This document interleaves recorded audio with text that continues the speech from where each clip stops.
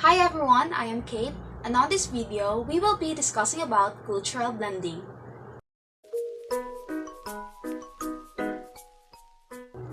Through the course of the world history, many cultures have already interacted with each other. This process is called as cultural blending. So, one of the notable examples of cultural blending is the Safavid Empire. It is a Shiite Muslim dynasty that ruled in Persia between the 16th and 18th centuries. This culturally diverse empire came from the traditions of Persians, Ottomans, and Arabs.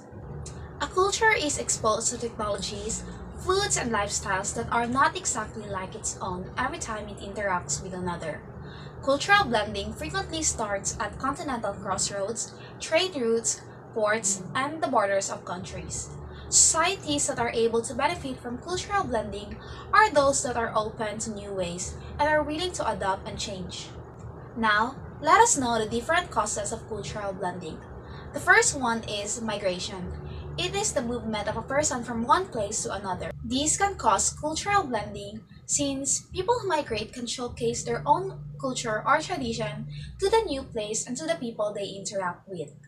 Next is pursuit of religious freedom. As what we have learned from the previous discussions, there are many religions that existed from before because of the different factors that influences the belief of the people and results to the combination of the different religions as well as to the beliefs of the people. Another one is trade. It refers to doing business with others.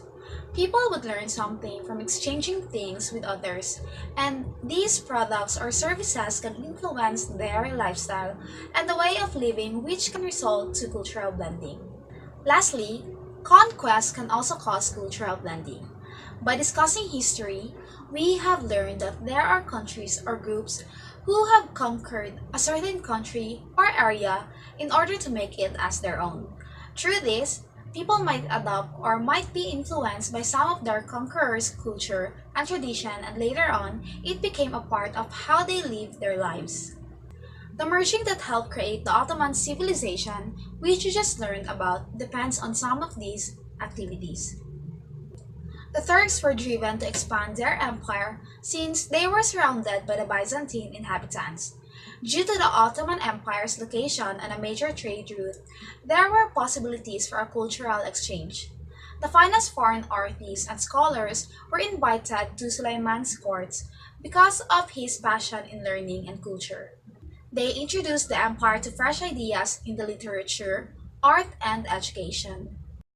This chart shows the different cultural blending that happened throughout the history in the different places of the world, together with their corresponding reasons of their interaction and its effects. Cultural blending have also different results happening to the countries that have interacted with each other. It can be seen through the forms of language, religion, styles of government, and the use of technology and military tactics. For example, in terms of language, sometimes written characters from one language are used in another, such as in the case with written Chinese characters that are used in the Japanese language. Persian was a primary language in the Safavid Empire, but after the area converted to Islam, a significant number of Arabic words appeared in the Persian language. In the religion and ethical system, Buddhism spread throughout Asia, but Buddhism that is practiced by the Tibetans is different from the Japanese Zen Buddhism. For the style of government, democracy is used globally, but even if its basic principle is just similar, countries practices it in different ways. Another result of cultural blending is the existence of mestizo, or those people of mixed European and Indian ancestry who live in Mexico.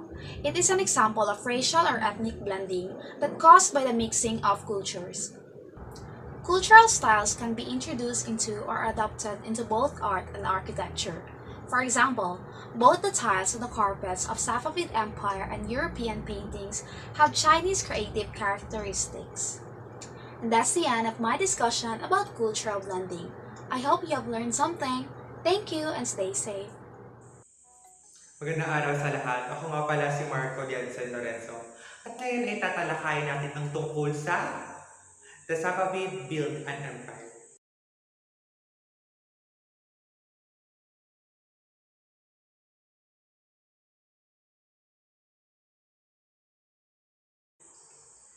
Dahil sa pananakop at cultural interaction ay lumago ang Safavid Empire. Ang Safavid Empire ay isang membro ng isang Islamic Brotherhood at nakapangalan ito kay Safi al-Din. Sa 15th century, ang Safavids ay naka-align sa isang Islamic branch na kung tawagin ay Shia branch of Islam. Ang isang facts patungkol sa Shia branch of Islam.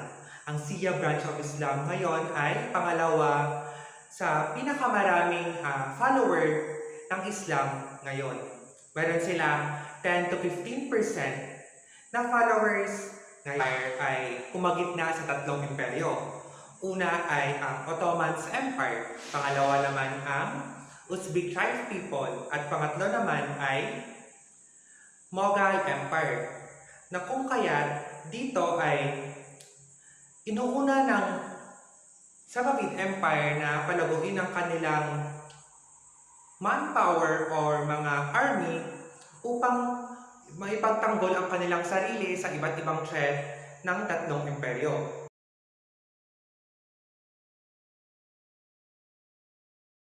Two years later ay napagtagumpayan ni Ismail na sakupin ang Persia o Iran.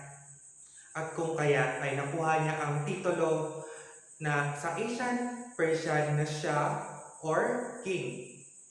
Ni-establish din ni Ismail ang Shiaism sa Safavid Empire, na kung saan pag hindi ka na-convert into Shiaism ay papatayin ka nila. At dahil dito ay nasira ni Ismail ang the Sunni population of Baghdad sa konfrontasyon nila ng Ottoman Empire. At dahil dito ay nag-order si Selim the Great na leader ng Ottoman Empire na patayin lahat ng Shia sa kanilang lugar or the Ottoman Empire, kung saan 40,000 people ang namatay or pinatay ng Ottoman Empire. At dahil dito ay doon nag-umpisa ang final battle ng Ottoman Empire at ng Safavid Empire.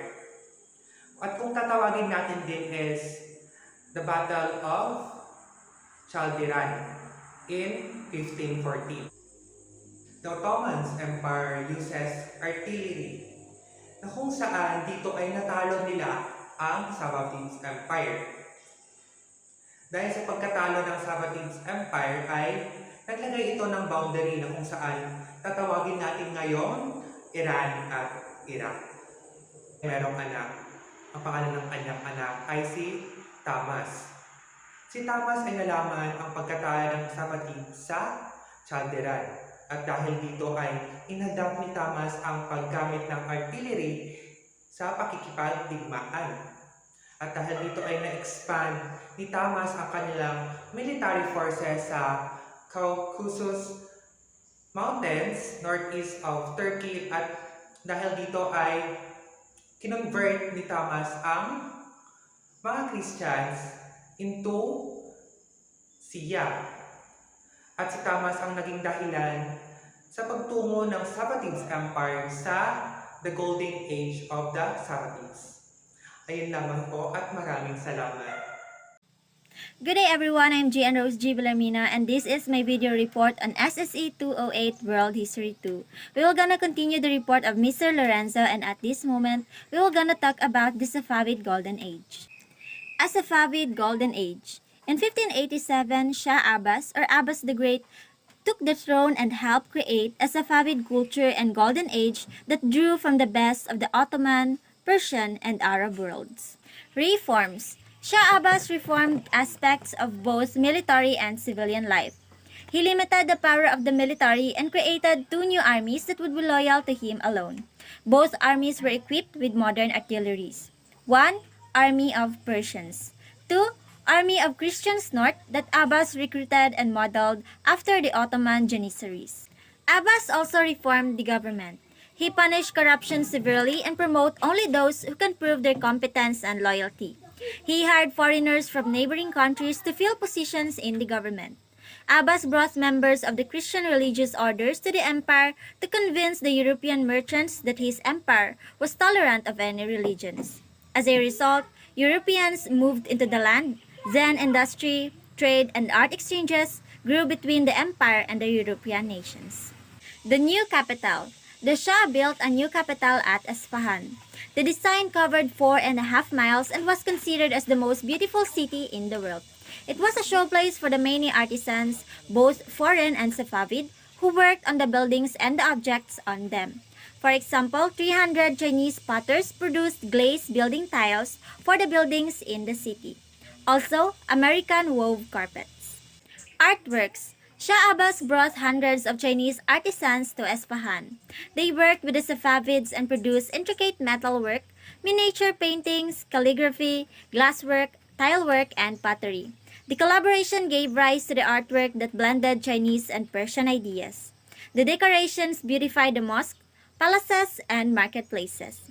Carpets. The demand for Persian carpets is the most important result of Western influence on the Safavids.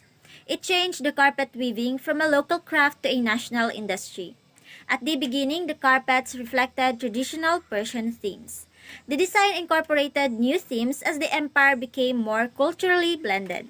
In 16th century, Shah Abbas sent artists to Italy to study under the Renaissance artist Raphael. Rags then began to reflect European designs. The Safavid dynasty declines quickly. In finding a successor, Shah Abbas made the same mistake the Ottoman monarch Suleiman made. He blinded or killed his ablest sons. His incompetent grandson Safi succeeded Abbas. This pampered young prince led the Safavids down to the same road to decline that the Ottomans had taken, only more quickly. In 1736, however, Nadir Shah Afshar conquered land all the way to India and created an expanded empire.